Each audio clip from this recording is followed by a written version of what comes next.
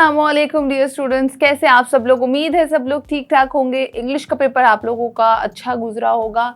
Comment section में मुझे ज़रूर बताइएगा कि आप लोगों का इंग्लिश का पेपर जो है वो कैसा हुआ है। नेक्स्ट आपका उर्दू का पेपर है, तो उर्दू के पेपर के मैं इंपॉर्टेंट आप लोगों को फुल बुक पेपर जो है वो आज आपके साथ शेयर करूँगी।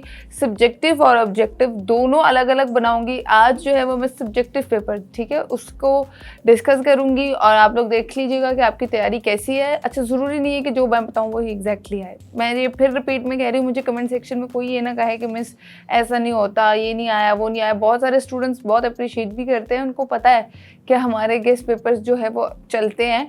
बोर्ड का डिफरेंस होता है। कुछ बोर्ड में 100% पेपर आता है, कुछ बोर्ड में 80%, कुछ बोर्ड में 10%, कुछ बोर्ड में 0%। तो ज़रूरी नहीं है कि जो भी मैं आपको बता रही हूँ वही एग्जैक्टली आए। तो बस आपने चेक करना है कि आपको ये सब चीज़ें आती है कि नहीं आती। बाकी आप लोगों ने अपनी तैयारी भी करनी है, क्योंकि हम लोग ये गेस्ट की कैंपेन काफ़ी अर्से से चलाते आ रहे हैं। मैंने ये पहला मेरा गेस्ट नहीं है, इससे पहले भी हमने बहुत सारे गेस्ट बनाए थे और आप लोगों ने देखे नहीं, तो वो अफसोस की बात है। वो चेकआउट कर लीजिएगा, इनको भी चेक करिएगा, ठीक है। तो आइए वीडियो स्टार्ट करते हैं। सबसे पहले आपको बताती हूँ कि आपका जो सब्जेक्टिव पेपर होता है 11th क्लास का, वो क्या है और इसमें कितनी कितनी इंपॉर्टेंट चीज़ें हैं। सबसे पहले आप लोग देख सकते हैं, आपका जो इंटरमीडिएट पार्ट 1 का पहला पोर्शन होता है सब्जेक्टिव पेपर का, वो होता है गज़ल के अशार या नज़मों की शायरी। नज़म और गज़ल की शायरी जो है, अशार की तशरीह जिसको हम कहते हैं, वो आती है। तो वो क्या क्या है, मैं भी आप लोगों को स्क्रीन पे आपको नज़र आ रहा होगा, 1 बाय 1 करके बताती हूँ। अच्छा, बात है कि इसमें से कुछ एक आधे सवालात हैं ऐसे, जिसमें आप लोगों को मैं आपको बता दूं, क्लियर कर दूं कि आपको नज़म का नाम और मुसन्निफ़ का नाम हर जगह पे लाजमी आना चाहिए, ठीक है। आप लोगों को अगर ये नहीं आएगा तो बहुत मुश्किल हो जाएगी। तो हिस्सा अव्वल में आप लोग देख सकते हैं, हमद में से जो अशार हैं वो 1 2 3 4 5, हमद के पांचों के 5 आप लोगों ने कर लेनी है, क्योंकि हमद में से कुछ भी आ सकता है। हमद इज वेरी इंपॉर्टेंट, ठीक है। उसके बाद नात है। नात में जो शेर इंपॉर्टेंट है वो है 1 2 4 और 5 वाला।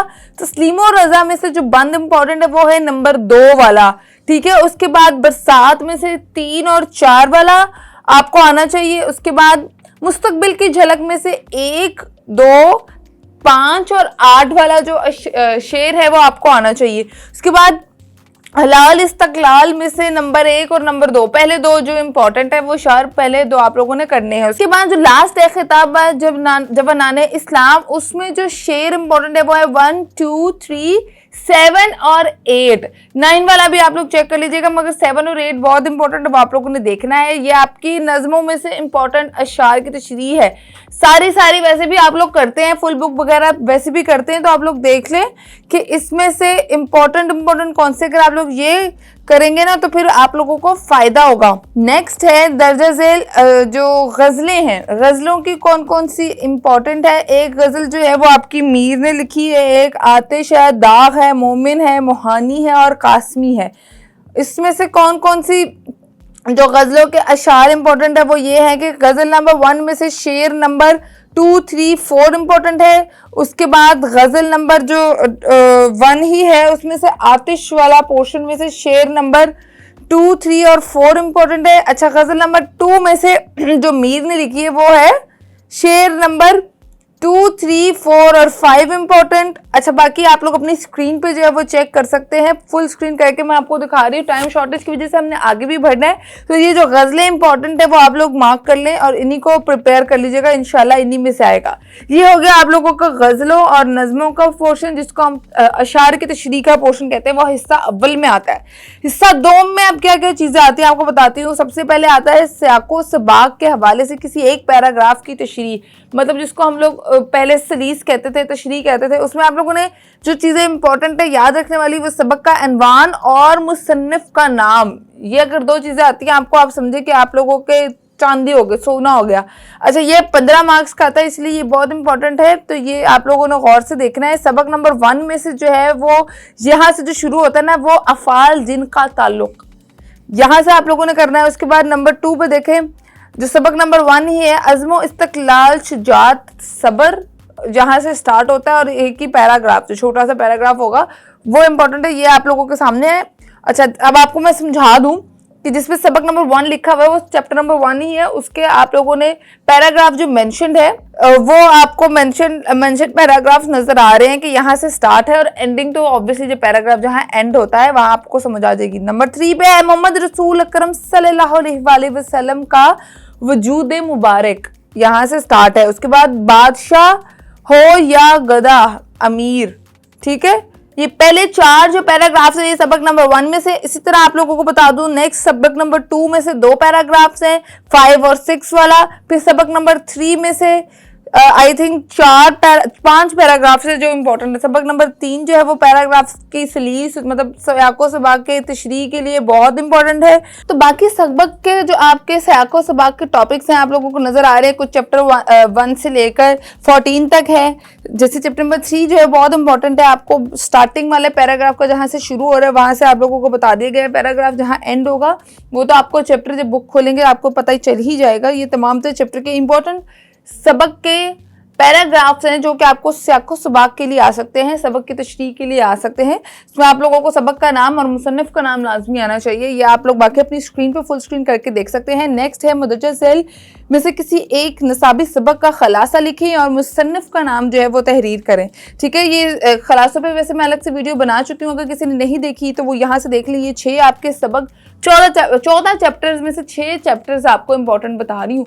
तो अभी इसमें भी अगर स्टूडेंट्स कहें ना कि फुल बुक बता रही हैं आप, ये तो और कोई रह गया तो बता दें, तो फिर ये गलत बात होगी।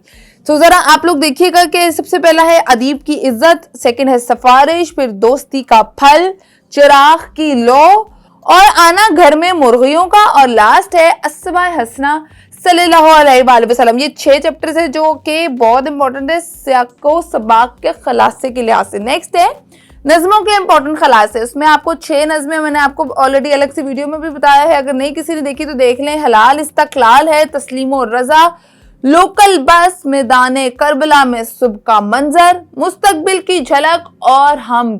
ये 6 आपकी नज़में हैं जो बहुत इंपॉर्टेंट जो आप लोगों ने लाजमी करनी है। उसके बाद नेक्स्ट है अहम तरीन दरख्वास्त। दरख्वास्त जो है मैं उसकी वीडियो अलग से अपलोड कर दूंगी, मैंने रिकॉर्ड की भी है, इंशाल्लाह आप लोगों को मिल जाएगी। अहम तरीन दरख्वास्तें आप लोग उस वीडियो में जाके चेकआउट कर सकते हैं, अभी मैं ये दरख्वास्तें नहीं बताऊंगी।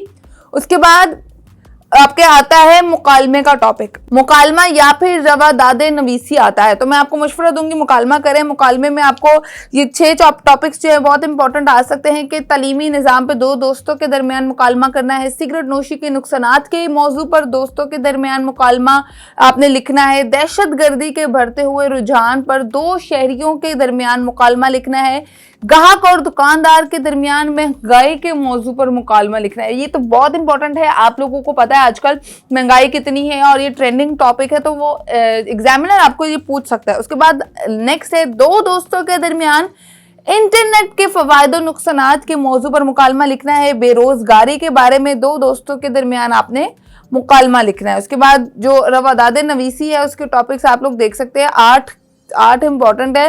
क्रिकेट मैच है, कॉलेज में यूथ फेस्टिवल के तहत एक तकरीरी मुकाबला है, उसके बाद कॉलेज में तकरीब ईद मिलादम नबी सल्लल्लाहु अलैहि वसल्लम पे लिखना है, कॉलेज में जलसाए तकसीम इनामात है, उसके बाद कॉलेज में तकरीब सीरत नबी सल्लल्लाहु अलैहि वसल्लम है, जैसे कि ईद मिलादुन नबी इस तरह सल्लल्लाहु अलैहि वसल्लम है। उसके बाद कॉलेज में होने वाला मुशायरा है और नेक्स्ट आप लोग देख सकते हैं। उसके बाद नेक्स्ट दरख्वास्तें, जैसे कि मैंने आपको कहा है कि मैं अलग से वीडियो बनाऊंगी। उसके बाद अहम तरीन तलखीस निगारी है आपका लास्ट क्वेश्चन, उसके इंपॉर्टेंट पैराग्राफ्स आप लोगों को सामने नजर आ रहे हैं कि जदीद दौर में कोई भी बाशऊर इंसान औरतों की तालीम का मुखालिफ नहीं, क्योंकि ज़माने के बदलते हुए तकाज़ों ने फैसला कर दिया है कि तालीम औरतों के लिए भी इतनी ही ज़रूरी है जितनी कि मर्दों के लिए। हाँ, अब सोचना ये है कि औरतों को कैसी तालीम दी जाए, क्या औरत को वही निसाब पढ़ाया जाए जो मर्दों को पढ़ाया जाता है या इनके लिए अलग निसाब मुकर्रर होना चाहिए। ठीक है, यकीनन प्राइमरी के 2-3 दर्जों के बाद लड़कियों का निसाब लड़कों से मुख्तलिफ होना चाहिए ताकि जिस मकसद के लिए ये लड़कियों को तालीम देने चाहते हैं वो पूरी हो सके। ठीक है, ये आपका पहला पैराग्राफ है, बाकी आप लोग जो अपनी स्क्रीन पे देख सकते हैं। ये आपके आई थिंक ये लास्ट आपका क्वेश्चन है आपके उर्दू का। और आई होप ये वीडियो आप लोगों के लिए यूजफुल साबित हो। फुल बुक पेपर मैंने बना दिया है। एप्लीकेशंस जो है मैं इंशाल्लाह नेक्स्ट वीडियो में आप लोगों के साथ शेयर करूंगी। आई होप आप लोगों के पेपर्स बहुत अच्छे जाएं। और खलासे भी मैंने बताए हैं अलग से वैसे तो, मगर अगर आप लोगों ने नहीं देखे तो इसमें देख सकते हैं। इंशाल्लाह नेक्स्ट वीडियो में मैं आप लोगों के लिए ऑब्जेक्टिव पेपर लेकर आऊँगी, एमसीक्यूज़ और जो आपके एमसीक्यूज़ में 2 तरह के लेकर आऊँगी इंशाल्लाह। वो भी आप लोग साथ साथ सॉल्व करिएगा, आंसर्स भी साथ ही होंगे। अगर किसी का आंसर नहीं साथ होगा आप साथ साथ हम लोग सॉल्व करेंगे। मुझे दें इजाज़त। अल्लाह ने के बाद अपना बहुत सारा ख्याल रखिएगा। अल्लाह हाफ़िज़।